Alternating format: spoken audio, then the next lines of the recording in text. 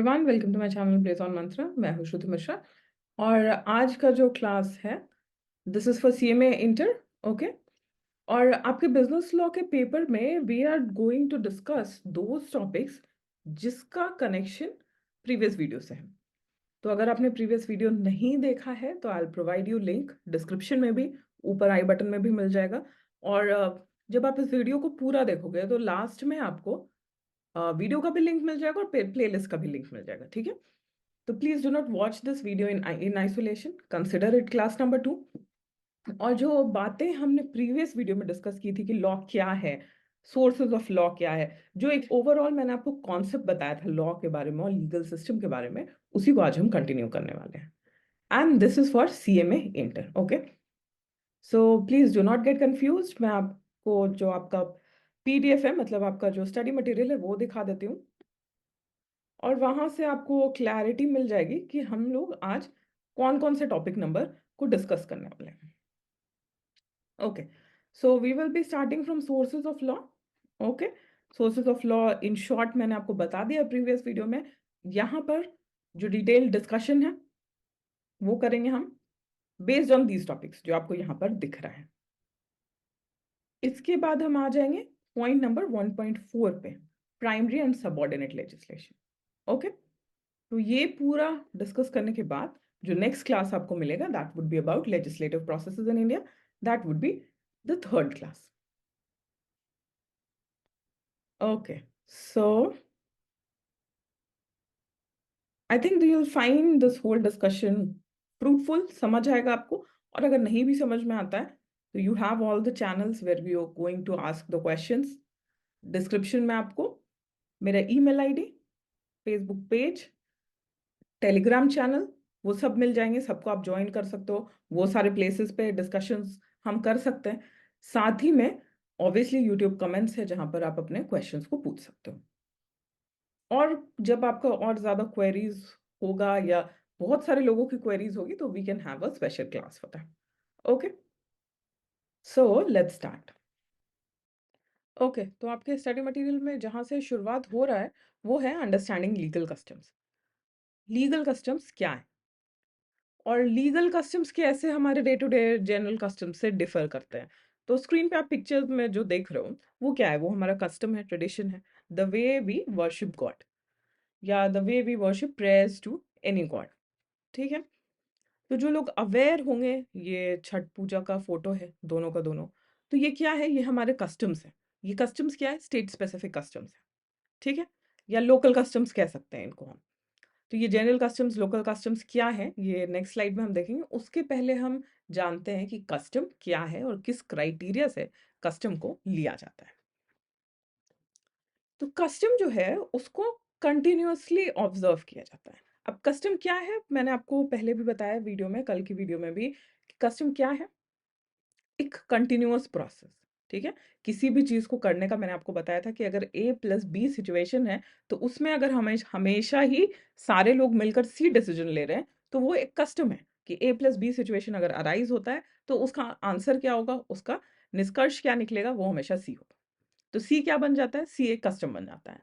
तो उसी तरीके से जैसे कि जब छठ की हम लोग बात कर रहे थे, तो एक उसका फिक्स्ड टाइम है, साल में 2 बार उसको मनाया जाता है, फिक्स्ड तिथि है, उसी मंथ में उसको मनाया जाता है। तो ये क्या है, ये कस्टम है जो कि कंटिन्यूअसली ऑब्जर्व किया जाता है for a very very long time. तो ये छठ पूजा कब शुरू हुआ शायद किसी को भी नहीं पता है, लेकिन तब से अनइंटरप्टेड वे में वो चला हुआ आ रहा है। अब इसके बाद क्या चाहिए कि पब्लिक और जनरल पब्लिक के मन में ये फीलिंग हो कि नहीं ये सेक्रेड है, ये करना सही है। ठीक है, इसीलिए लोग पूजा कर रहे हैं, उसी तरीके से कर रहे हैं जैसे शायद कभी हजारों साल पहले शुरू हुआ होगा। लेकिन इन सब के बावजूद भी हर कस्टम लॉ नहीं बनता है।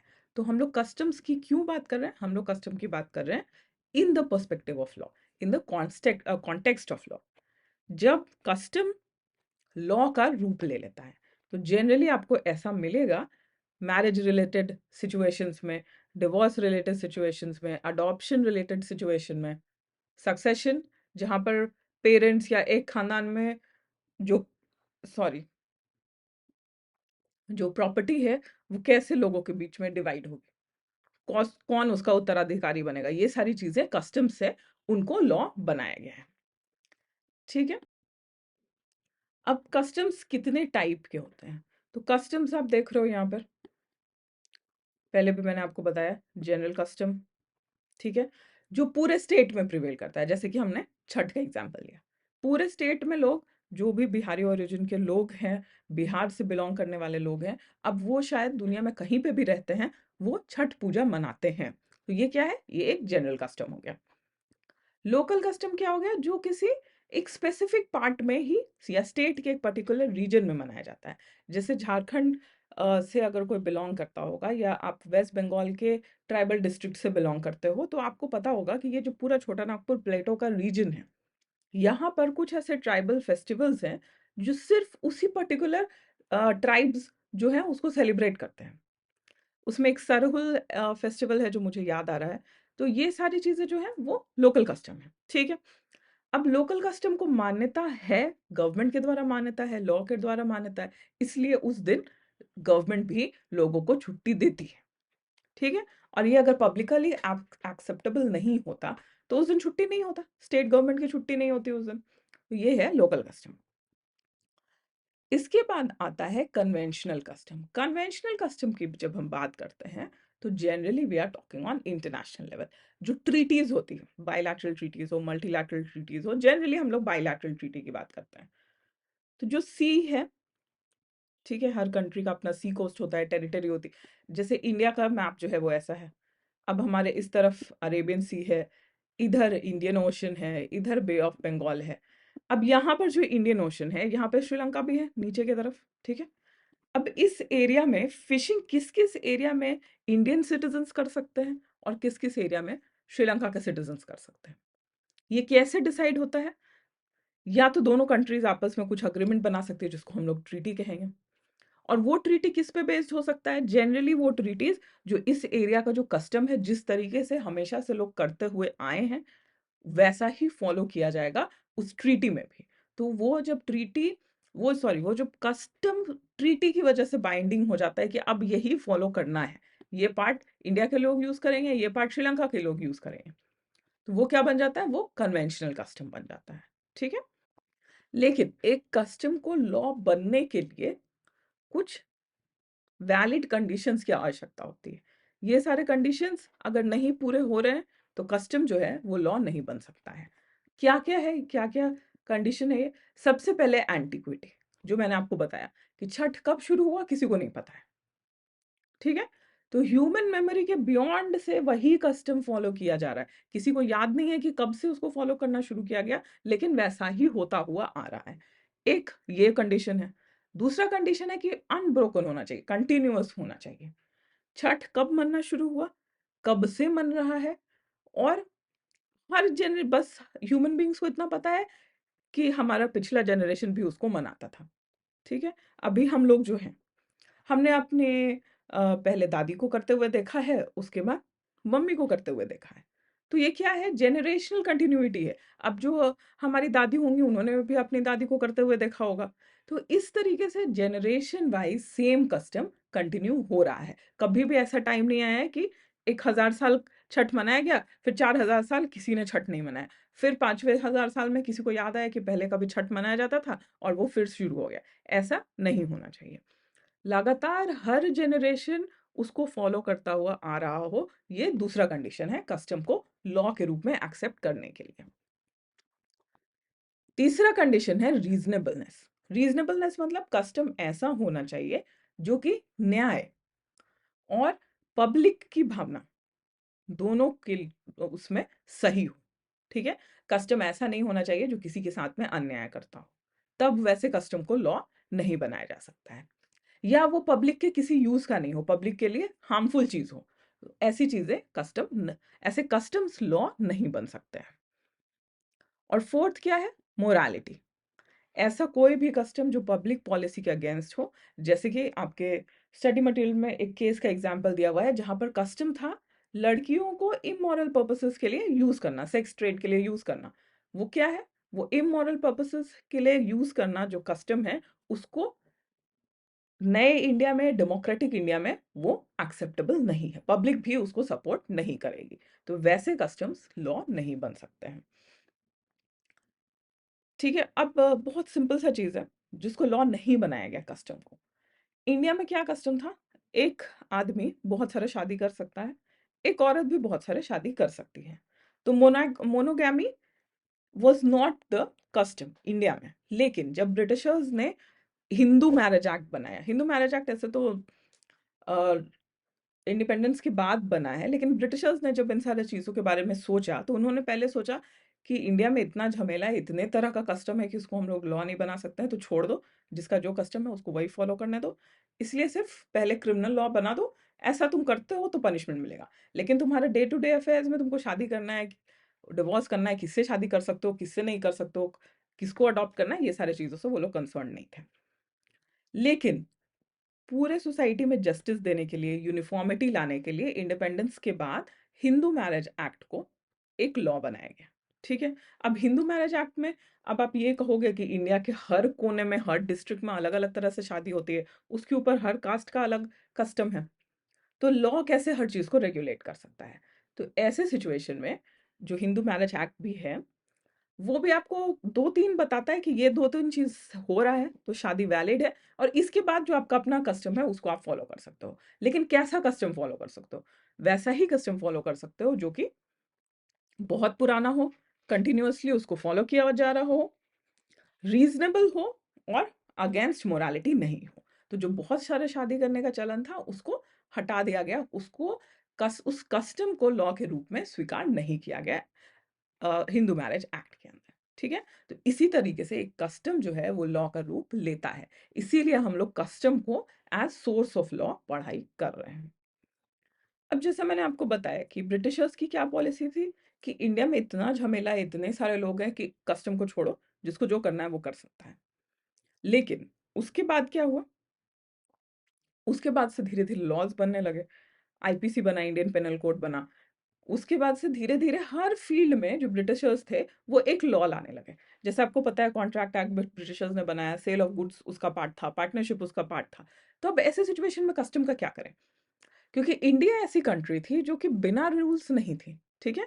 हर चीज़ को करने का एक तरीका था और इसी तरीके को हम कस्टम कह रहे हैं। बिज़नेस भी कर रहे हैं अगर 2 लोग, तो उनका बिज़नेस करने का तरीका है। उनका बिज़नेस का कुछ रूल्स एंड रेगुलेशन था कि अगर हम कपड़े का बिज़नेस कर रहे हैं तो उसमें दोनों पार्टी उन्हीं सारी चीज़ों को फ़ॉलो करता था। तो उसकी जगह पर अब जब कॉन्ट्रैक्ट एक्ट को ला दिया ब्रिटिशर्स ने, तो लोगों के लिए प्रॉब्लमैटिक हो जाएगा। इसीलिए हर एक्ट में, जितना भी पुराना एक्ट्स है उसमें आप देखोगे कि एक एक उसमें एक्सेप्शन क्लॉज़ रहता है जहाँ पे ये रहता है कि ये ऐसा लॉ है, लेकिन इसके साथ में कुछ अगर कस्टम्स और यूसेजेस है तो उनको भी फ़ॉलो किया जा सकता है। ये सेल ऑफ गुड्स में बहुत बार है, कॉन्ट्रैक्ट एक्ट में बहुत बार है। ठीक है? तो जब हम लोग कस्टम और लेजिस्लेशन की बात करते हैं, कस्टम वर्सेस लेजिस्लेशन, तो क्या फॉलो किया जाएगा? तो ज़्यादातर सिचुएशन में जहाँ पर एक रिटन लॉ है, जैसे कि मैंने आपको कॉन्ट्रैक्ट एक्ट बताया, तो कॉन्ट्रैक्ट एक्ट क्या कहता है कि कॉन्ट्रैक्ट कैसे बनता है? ऑफर प्लस एक्सेप्टेंस और एनफोर्सेबिलिटी बाय लॉ। तो अब कोई भी पर्सन बिज़नेस कर रहा है, तो उस बिज़नेस का जो शुरुआत होगा, वो कॉन्ट्रैक्ट से होगा, और वो कॉन्ट्रैक्ट कैसे वैलिड होगा? जब तक उसमें ऑफर, एक्सेप्टेंस और एनफोर्सेबिलिटी बाय लॉ ना हो, तब तक वो एक्सेप्टेबल एग्रीमेंट नहीं है। ठीक है? अब लेकिन उतना होने के बाद किसी भी बिज़नेस को करने का किसी का कोई पर्सनल तरीका है, या उस एरिया के लोगों को उस बिज़नेस को करने का कोई पर्सनल तरीका है, तो वो एज़ अ कस्टम उसको यूज़ किया जा सकता है। लेकिन पहले जो लेजिस्लेशन है, जो रिटन लॉ है, कॉन्ट्रैक्ट एक्ट, वो आएगा। उसके बाद ऐसा कोई कस्टम है जो कि मैंने आपको पीछे दिखाया, उस 4 क्राइटेरिया को फुलफिल कर सकता है, तो उसको भी फॉलो किया जा सकता है। यहीं पर मैंने आपको ब्रिटिश पॉलिसी बताई कि ब्रिटिश का क्या पॉलिसी था कि पहले कस्टम्स में वो इंटरवीन नहीं करते थे, लेकिन इतने सारे लोगों को संभालना मुश्किल था, क्योंकि प्लेस ए का कस्टम बिजनेस को करने का अलग होगा, लेकिन प्लेस सी में कुछ और फॉलो किया जाता होगा। तो एक कोई बाहर का ट्रेडर है या हर किसी पे सेम रूल अप्लाई करना है, तो वो कैसे होगा? उसको किया गया रिटन लॉ के द्वारा, जिसको हम लेजिस्लेशन कहते हैं और आसान शब्दों में एक्ट कहते हैं। उसके बाद आता है कस्टम इन मॉडर्न इंडिया। अब जब हम वैसे सिचुएशन में हैं इंडिपेंडेंस के बाद कि हमारे पास almost each and every aspect पे रिटन लॉ है। जो हमारे एक्ट्स हैं वो बहुत डिटेल्ड हैं, हर सिचुएशन को टच अपॉन करते हैं, हर सिचुएशन के बारे में उसमें कुछ लिखा हुआ है कि क्या करना है।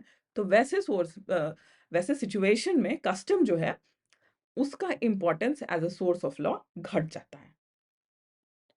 ओके, अभी तो आपको यहाँ पर पहले क्या याद रखना है कि जब भी कस्टम वर्सेस लेजिस्लेशन की बात आएगी तो लेजिस्लेशन जीतता है। पहले रिटन लॉ को फॉलो करना है, और उसके अगर अगेंस्ट नहीं है कस्टम, उससे कुछ ऑपोजिट नहीं बता रहा है कस्टम, तब कस्टम को फॉलो किया जा सकता है उसके साथ में। जैसे कि हमने अभी तक डिस्कस किया कि इंपॉर्टेंस क्या था कस्टम का एंशिएंट इंडिया में। तो एंशिएंट सोसाइटीज में, सिर्फ इंडिया में नहीं और बाकी सोसाइटीज में भी, बट इंडिया में खास करके हमारी सोसाइटी ऐसी थी कि जो बहुत हाईली इवॉल्व सोसाइटी थे।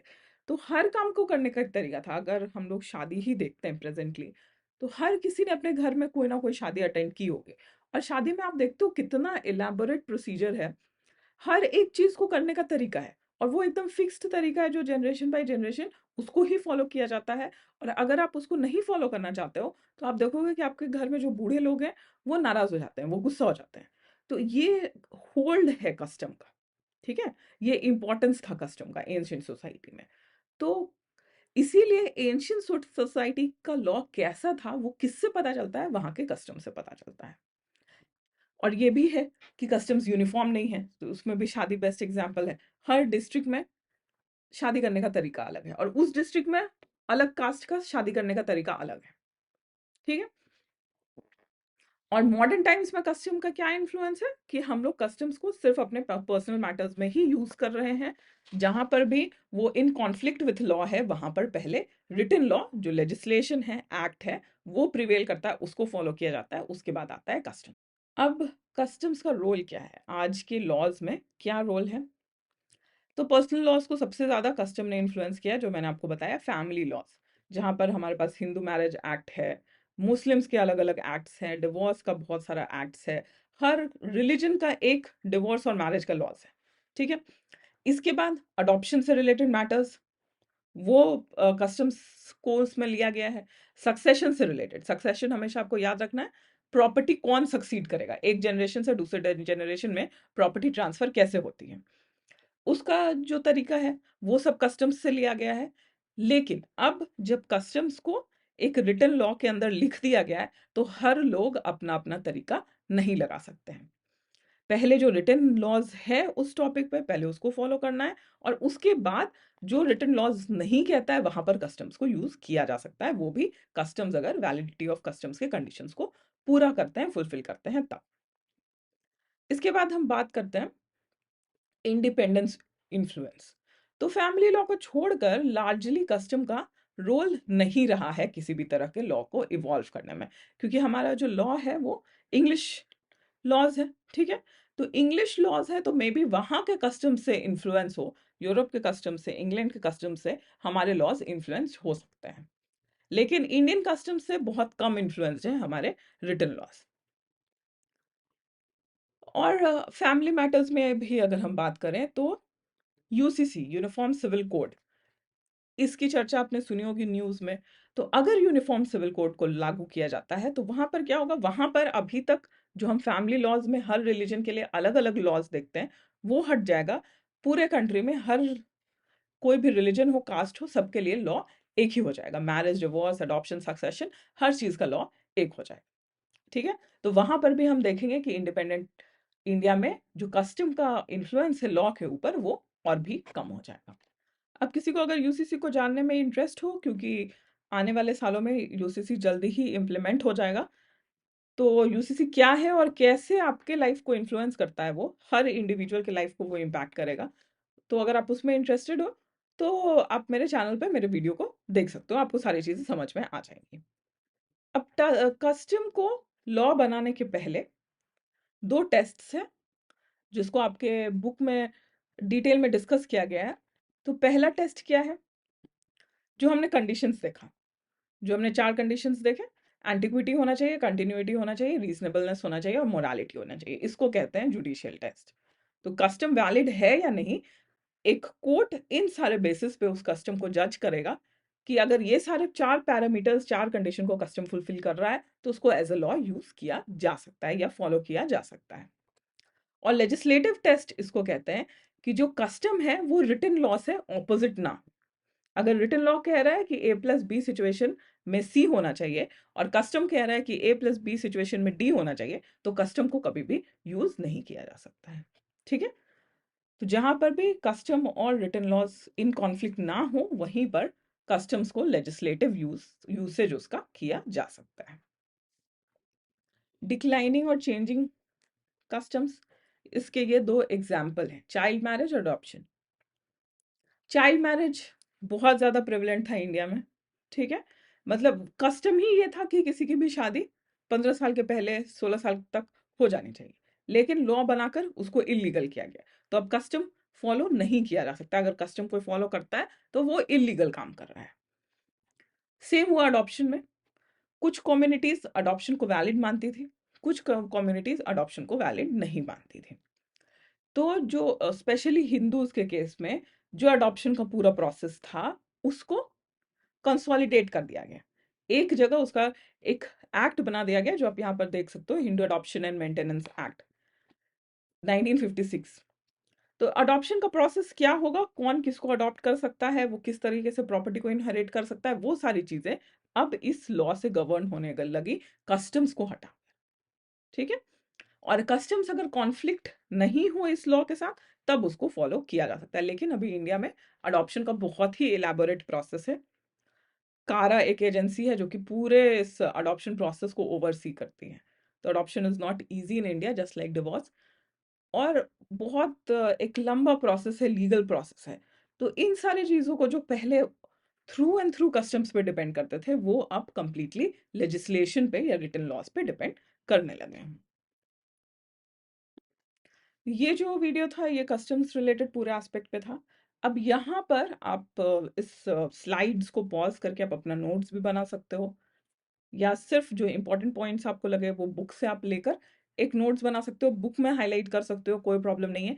बेसिक जो एजेंडा आपके दिमाग में होना चाहिए वो ये होना चाहिए कि कस्टम क्या है, क्या उसके 4 पैरामीटर्स हैं जब वो कस्टम को लॉ बनाया जा सकता है, इंपॉर्टेंस क्या था कस्टम का पहले, और अभी के दुनिया में कस्टम का क्या इंपॉर्टेंस है। बस यही जो है आपको कस्टम के बारे में जानना है।